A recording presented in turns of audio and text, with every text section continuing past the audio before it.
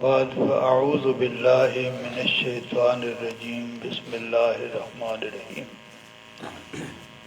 وعن ابن عمر رضي الله تعالى عنه قال قال رسول الله صلى الله تعالى عليه وسلم وددت أن عندي خبزة بيضاء من برة سمراء ملبكة بسمن ولبن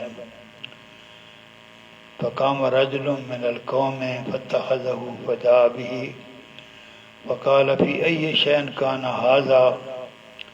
قال في أكة دب قال ارفع أبو داود وابن ماجه وقال أبو داود هذا حديث منكر إن الله وملائكته يصلون على النبي يا أيها الذين آمنوا صلوا عليه وسلموا تسليما الصلاة والسلام عليك يا سيدي يا رسول الله وعلى آلك وأصحابك يا حبيب الله الصلاة والسلام عليك يا سيدي يا رسول الله وعلى آلك وأصحابك يا حبيب الله حضرت عبداللہ ابن عمر رضی اللہ تعالیٰ عنہما سے مروی ہے، فرماتے ہیں حضور صلی عالم صلی اللہ تعالیٰ علیہ وسلم نے ارشاد فرمایا، میں چاہتا ہوں کہ میرے پاس سرخ گندم کی سفید روٹی ہو جو گھی اور دودھ کے ساتھ جو ہے وہ چپڑی ہوئی ہو، گھی اور دودھ اس کے اوپر جب ڈوا ہو، سفید آٹے کی سرخ گندم کی سفید روٹی ہے، سفید ہی بنتی۔ ایک آدمی گیا، اس نے ایسی روٹی تیار کی اور حضور صلی اللہ علیہ وسلم کی خدمت میں حاضر کر دی۔ حضور صلی اللہ علیہ وسلم نے فرمایا، جو گھی وغیرہ تم نے استعمال کیا وہ کس قسم کے برتن میں تھا؟ تو حضور صلی اللہ علیہ وسلم انہوں نے عرض کیا، یا رسول اللہ وہ گو کے چمڑے کی پیالے میں تھا، اکا، جس سے آپ لفظ گڈوی کہتے ہیں، اکا کا صحیح معنی وہ ہے جس میں وہ گھی وغیرہ ڈالا جاتا ہے، تو گو کے چمڑے کی ہے نا وہ گڑوی میں بتا۔ حضور صلی اللہ علیہ وسلم نے فرمایا اس کو اٹھا لو۔ آپ نے اس کو تناول نہیں فرمایا کیونکہ حضور صلی اللہ علیہ وسلم نے گو کا گوشت کھانے سے بھی لوگوں کو منع نہیں کیا لیکن خود نہیں کھایا، فرمایا میں نہیں کھاتا لیکن تم کھا سکتے ہو اس کو۔ اس حدیث پاک کو امام ابو داود اور ابن ماجہ نے روایت کیا اور اس کو حدیث منکر قرار دیا۔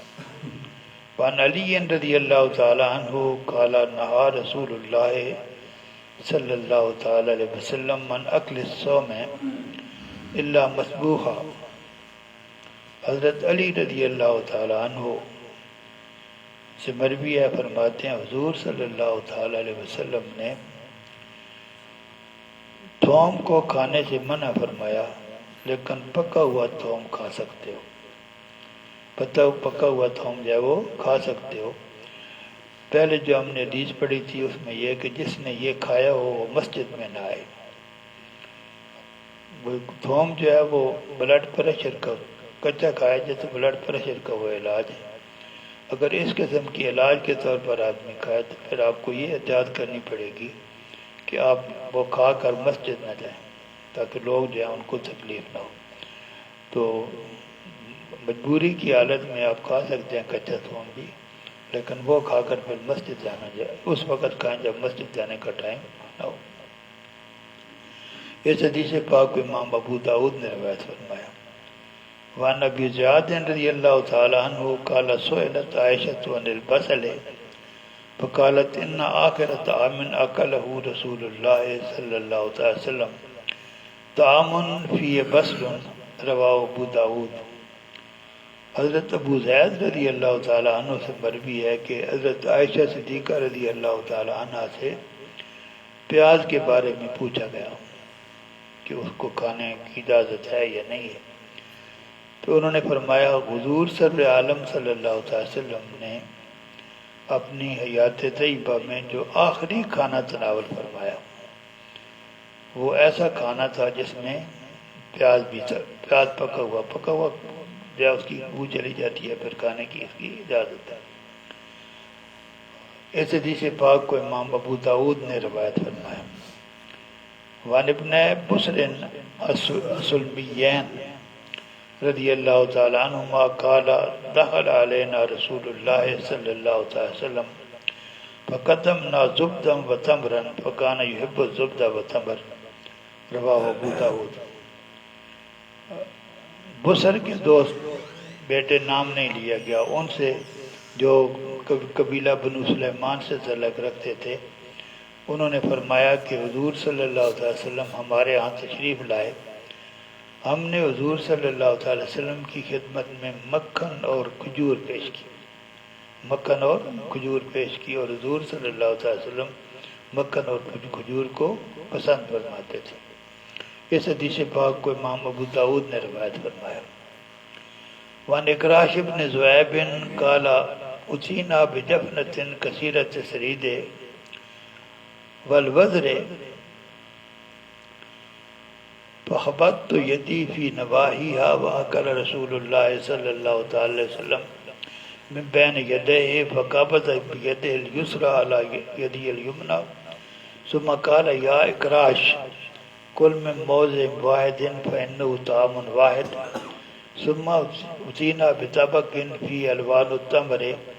فجعلت آکل من بین یدی وجعلت ید رسول اللہ صلی اللہ علیہ وسلم بطبق فقال یا اکراش کل من حیث شئت فإنه غیر لون واحد ثم اتینا بماء فغسل رسول اللہ صلی اللہ علیہ وسلم بیدیہ ومسح ببلل کفیہ وجهه وذراعیہ ورأسہ وقال یا اکراش هذا الوضوء مما غیرت النار، رواہ ترمذی۔ حضرت اکراش بن ذؤیب رضی اللہ تعالی عنہ سے مروی ہے، پہلے ہم نے پڑھا تھا کہ یہ حضور صلی اللہ علیہ وسلم کے گھر میں ان کی تربیت ہوئی، اس لیے وہی فرماتے کہ ہمارے پاس ایک برتن لایا گیا جس میں سرید بھی بہت تھا اور اس میں گوشت کے ٹکڑے بھی تھے، تو میں ادھر ادھر ہاتھ پھیرنے لگا۔ عرب ہم تو ایک پلیٹ میں کھاتے ہیں، وہ بڑا برتن رکھتے ہیں سارے مل کے کھاتے ہیں، تو حضور صلی اللہ علیہ وسلم اپنے سامنے سے تناول فرما رہے تھے، میں ادھر کبھی ادھر ہاتھ مارتا تھا، تو حضور صلی اللہ علیہ وسلم نے اپنے بائیں ہاتھ کے ساتھ میرے دائیں ہاتھ کو پکڑا، کھانے میں دائیں ہاتھ ہی جاتا ہوگا تو آپ بیٹھنے کی جو پوزیشن ہوگی آپ کے بائیں طرف ہی ہوگی، تو حضور صلی اللہ علیہ وسلم نے اپنے بائیں ہاتھ کے ساتھ میرے دائیں ہاتھ کو پکڑا اور فرمایا اکراش ایک جگہ سے کھاؤ کیونکہ یہ ایک ہی کھانا ہے، ادھر سے کھاؤ گے تو وہی کھانا ملے گا، ادھر سے کھاؤ گے تو وہی کھانا ملے گا، ایک جگہ سے کھاؤ کیونکہ یہ کھانا ایک ہے۔ پھر ہمارے پاس ایک جب وہ ٹرے سا لایا گیا جس کے اندر بہت مختلف رنگوں کی کھجوریں تھیں، تو میں اپنے سامنے سے کھانے لگا اور حضور صلی اللہ علیہ وسلم ادھر ادھر سے کھجوریں پکڑ کر کھا رہے تھے۔ حضور صلی اللہ علیہ وسلم نے فرمایا اکراش جہاں سے چاہو کھاؤ، اب یہ کھجوریں ہیں یہ مختلف ہیں، ایک چیز تو ہے نہیں، جو تمہیں پسند آتی ہے جہاں سے پسند آتی ہے اس کو پکڑ کے کھا لو، کیونکہ یہ ایک ہی کھانا نہیں ہے، کھجوریں ہر کھجور کی اپنی پوزیشن مختلف ہے۔ پھر ہمارے پاس پانی لایا گیا، حضور صلی اللہ علیہ وسلم نے اپنے ہاتھوں کو دھویا اور حضور صلی اللہ علیہ وسلم نے جب ہاتھ دھوئے تو ہاتھوں پر جو نمی لگی ہوئی تھی اس کو اپنے چہرے پر بھی مارا، اپنے بازوؤں پر بھی مارا اور سر پر بھی مارا، یعنی اسی طرح ہاتھ سے چہرے کا، بازوؤں کا اور سر کا مسح کیا اور فرمایا اے اکراش ایسی چیز کھاؤ جس میں آگ استعمال ہوئی ہو، جس چیز کو آگ نے تبدیل کیا ہو، اس کو کھانے کے بعد جو وضو کرنے کا حکم ہے وہ یہ ہے۔ ایسا وضو کرو گے تو یعنی اسی ہاتھ دھو کر اس کی جو نمی جو ہے اس کو چہرے پر بھی مار لو گے، بازو پر بھی مار لو گے، سر پر بھی، تو وضو کا جو حکم ہے وہ پورا ہو جائے گا حضور صلی اللہ علیہ وسلم۔ یہ حدیث پاک جو ہے یہ امام ترمذی نے روایت فرمائی۔ وعن عائشہ رضی اللہ تعالی عنہ قالت کان رسول اللہ صلی اللہ تعالی وسلم اذا اخذ آلہ الواق امر بالحصا فصنع ثم امرهم فحصوا منه وكان يقول انه ليرد فواد الحزين ويسرو عن فواد السقيم كما تسرو احداكن البصق بالماء عن وجهها رواه الترمذي وقال هذا حديث حسن صحیح۔ عن عائشہ، حضرت عائشہ صدیقہ رضی اللہ تعالی عنہ سے مرویہ فرماتے ہیں حضور صلی اللہ تعالی علیہ وسلم کے اہل خانہ میں سے جب کسی کو بخار ہو جاتا تو حضور صلی اللہ تعالی علیہ وسلم حصا بنانے کو حکم دیتے۔ یہ حصا جو ہے ایک ایسا کھانا تھا جو آٹے، تیل اور پانی سے ملا کر وہ بناتے تھے، اس کو جو ہے وہ حصا بھی کہتے ہیں اور ہربرا بھی کہتے ہیں۔ وہ کھانا بنایا گیا، پھر حضور صلی اللہ تعالی وسلم نے ان کو اس کو اپنے منہ میں ڈالنے کا حکم دیا، کھانے کا حکم دیا، اور حضور صلی اللہ تعالی وسلم نے فرمایا کہ یہ جو حصا ہے، یہ کھانا جو ہے یہ اس آدمی کو جس جو غم میں مبتلا ہو، حزین، جس آدمی کو کہ کوئی جھٹکا لگا ہو، کوئی کسی قسم کا دکھ پہنچا ہو، اس کے دل کو یہ طاقتور کرتا ہے یہ کھانا جو ہے، اور بیمار آدمی کے دل سے جو ہے نا وہ اس کی تھکاوٹ، دل تھک بھی جاتا ہے نا کبھی کبھی، ایسے جو ہے وہ دور کر دیتا ہے، جس طرح تم دھو کر برتنوں کی میل دور کرتے ہو، اس طرح یہ کھانا جو ہے دل کی تھکاوٹ کو، سختی کو، اس کے شکل کو دور کر دیتا ہے۔ اس حدیث پاک کو امام ترمذی نے روایت کیا اور اس کو حدیث حسن صحیح قرار دیا۔ وآخر دعوانا ان الحمدللہ رب العالمین۔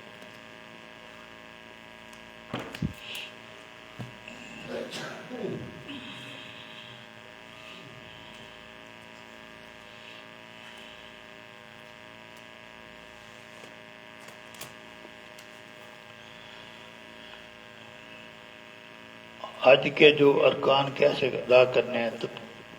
اس میں سب پہلے تو یہ فرض ہے، یہ واجب ہے، یہ سنت ہے، یہ مستحب ہے۔ اب سارے اکٹھے درمیان میں یعنی جو جس ترتیب کے ساتھ آپ نے حج کے احوال ادا کرنے ہیں، اس ترتیب کے، اس میں فرائض بھی آئیں گے، واجبات بھی، سنتیں بھی، مستحبات بھی سارے آ جائیں۔ پہلے ہم نے وہ صفائی کے بارے میں پڑھی ہیں، اس کے بعد فرمایا کہ تطببا، خوشبو لگانا، خوشبو بھی لگائے، اور پھر یہ کہے اللہم انی ارید الحج فیسر لی وتقبل منی، یہ نیت ہے حج کی۔ اے اللہ تبارک و تعالی میں حج کا ارادہ کرتا ہوں، یعنی حج کی نیت کرتا ہوں۔ اللہم انی ارید الحج، اے اللہ تعالیٰ میں حج کی نیت کرتا ہوں،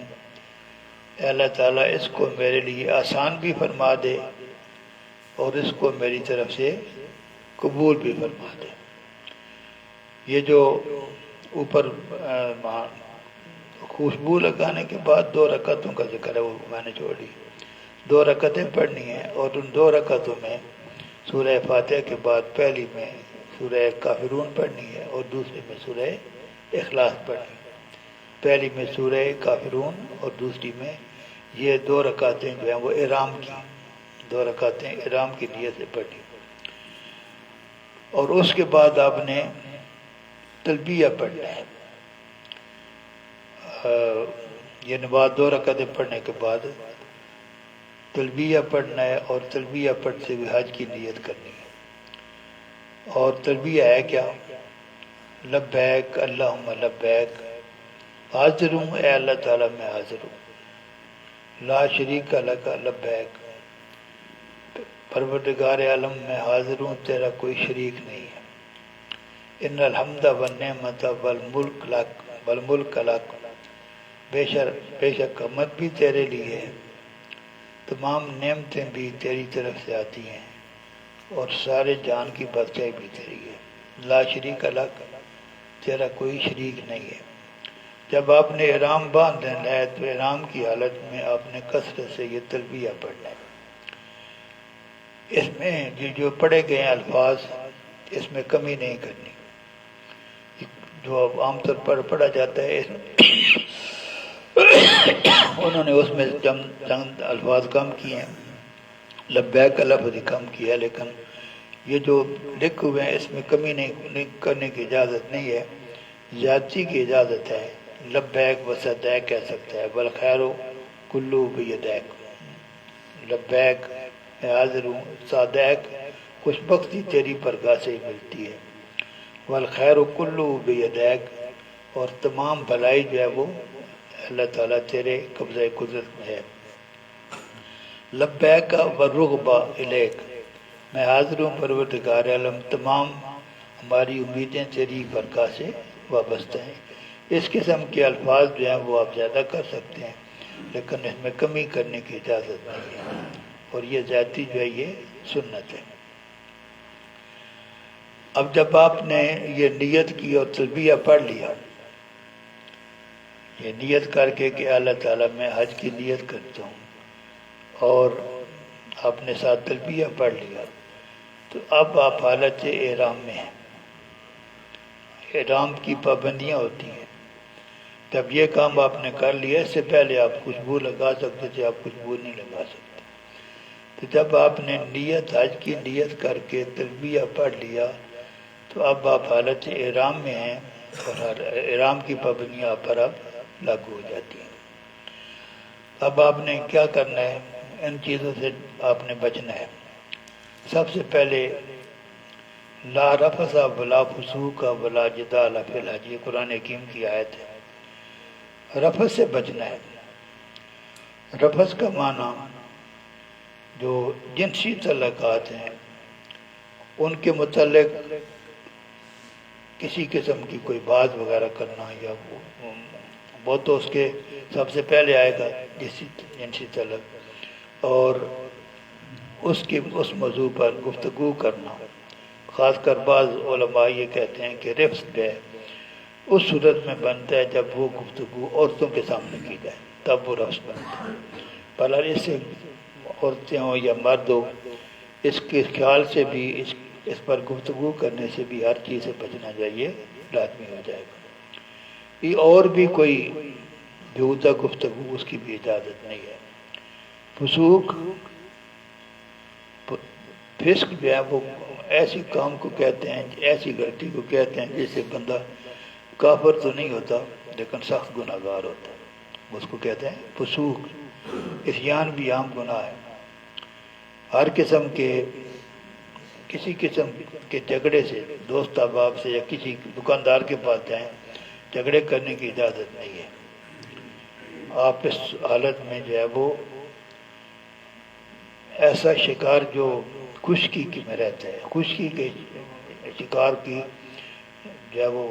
اجازت نہیں ہے۔ حالت احرام میں دریا کا یا سمندر کا جو شکار ہے اس پہ پابندی نہیں ہے، خشکی کے شکار پہ پابندی ہے۔ شکار کر بھی نہیں سکتے، شکار کی طرف اشارہ بھی نہیں کر سکتے۔ آپ کو معلوم ہے کہ ادھر شکار والی چیز ہے تو اس کی طرف رہنمائی بھی آپ نہیں کر سکتے۔ آگے اور چیزیں کہنا پڑیں گے۔ وآخر دعوانا ان الحمد للہ رب العالمین۔